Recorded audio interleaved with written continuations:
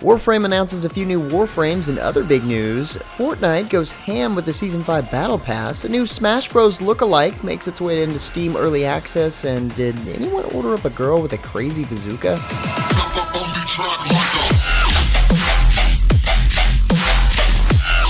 What's up guys, James Blunt here, back again, bringing you the weekly recap for gaming news and announcements for the week of July 13th, 2018. And there was plenty of news in the industry while I was away, but the best news by far, in my opinion anyway, is that my son's second heart surgery was a huge success, and to say the least, he's healing up pretty much like Wolverine would. For the first time in his life, his blood doesn't mix in his heart, and he won't need any more surgical intervention until he's at least a teenager, so it's awesome news. His heart condition is corrected, and he can go on and live a normal life full of video games, I'm sure. But as far as the gaming news goes, it's a little on the light side this week. First up, Digital Extremes announced this week that their hugely popular third-person shooter Warframe is headed to the Nintendo Switch. Digital Extremes has partnered with Panic Button for the port over, a team who has run ports for Doom, Wolfenstein 2, and Rocket League over on the Switch. There's no exact release date currently, but when one is announced, you'll be able to read about it over at MMOs.com. This particular announcement came as part of his hour-long show, alongside a few other key announcements like Nyx Prime and Rhino Prime are getting unvaulted during the summer sometime. One of the development focuses is actually going to be towards the new deluxe skins. Two new Warframes have been confirmed. One is a vampire-based frame, and the other is themed around gore, which could be interesting. Plus, we're going to see a new cinematic quest chapter entitled The New War, just to name a few things coming to the game this year. Be on the lookout for detailed announcements to come. And seeing that we're talking about space, fans of Star Trek Deep Space Nine have a reason to rejoice, as the Victory's Life expansion is finally headed to the more affordable, although less upgradable PCs, also known as consoles, really soon. Players will be able to learn what happened to their favorite crew members 25 years after the series ended, with actors from the television show reprising their roles, including Armin Shimmerman as Quark, Nana Visitar as Kira Nerys, and plenty more.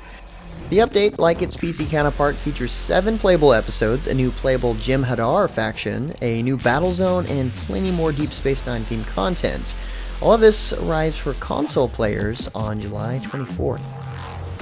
Next up, it looks like Elsword launched its Demon World event this past week. DNF has opened the seal of Gaping Chasm below El Tower, and the El Party find themselves in Henir's Realm. The event introduces the Labyrinth of Ruin and Guardian Forest dungeons, as well as a new stat called Adaptability. The Mystic Enchantment system will make in-game equipment stronger and can be used on select weapons for 200,000 ED. Players will have access to the new content until July 24th, so yeah, get in while you can. On a similar note, anime action MMO SoulWorker received a new character this week as part of the game's summer update. This now brings the character count up to 6, each with their own distinct playstyle and combos. Hirez, which is the new one here, is one of the oldest soul workers and wields a powerful bazooka, as you can tell from the video playing in the background. After losing her parents to the evil known as the Great Void, her soul force awakened, and apparently it powers her bazooka. The summer event also features a series of unique events with unlockable equipment for Hirez that you can earn through quests, and players can get further into the summer mood by exploring a seasonally themed dungeon with unique monsters and environments as well. And it wouldn't be a news recap without news from the most popular free-to-play game on the planet right now. Epic Games announced this week that Season 5 of Fortnite is upon us. The Battle Royale map has undergone a few changes, including the addition of the Viking ship, ancient statues, and the draining of the Moisty Mire. Season 5 also brings a new battle pass to the game, of course, featuring 100 tiers and rewards available for purchase for 950 V-Bucks. The game also got a new vehicle, derived from popular demand, I'm sure, an all-terrain cart, complete with bounce pad roof.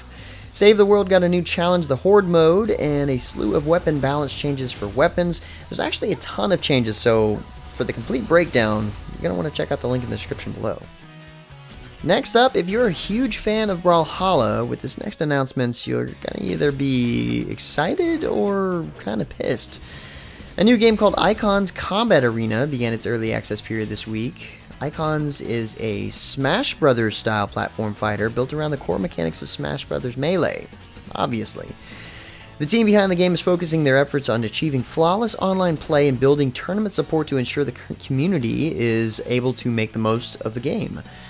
Now, clearly this is built from the ground up for tournament-style play, so I guess we're going to have to see how an entirely different team handles the free-to-play model in this one, because it's going to be the execution that counts. But many of us grew up playing Smash Bros. Melee, so I guess we can say we already know it's fun.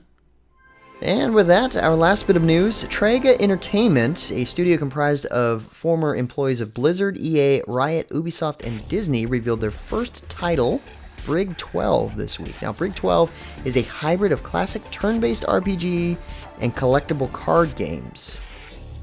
And not a lot of information. Players take on the role of a legendary Battlegrounders clone who must assemble their crew and travel through the universe with the goal of taking over their predecessor's empire. That's kind of interesting. What you see here, of course, is a teaser, no gameplay, but according to the announcement, it's going to be a truly free-to-play model, meaning that it's only has cosmetics in its cash shops. It's just designed to make your players and characters look cool. Brig 12 boasts thousands of items to collect, and each with varying rarities and stats to equip onto your crew. Players can approach the game their way, with how to battle, how to progress a crew, when to retire a clone, and when to start anew. You can also keep the loot that you obtain after they retire for level up replays, and can continually create new clones to build up their retirement island for additional upgrades. It's kind of neat too. The game will launch sometime in August with plenty more details to come, so keep an eye out at MMOHuts.com for more news and updates. Anyway guys, that's about it for all this week's news and announcements. Remember, there's plenty more news and posts at MMOHuts.com. Like always, if you're looking for more information about the news topics in the video, head over to the links in the description below. Feel free to discuss the news and other news in the comments below, and don't forget to like, subscribe, and share this video. But until next time guys, that's going to be it for me. I'm James Blonde. See you out there, gamers.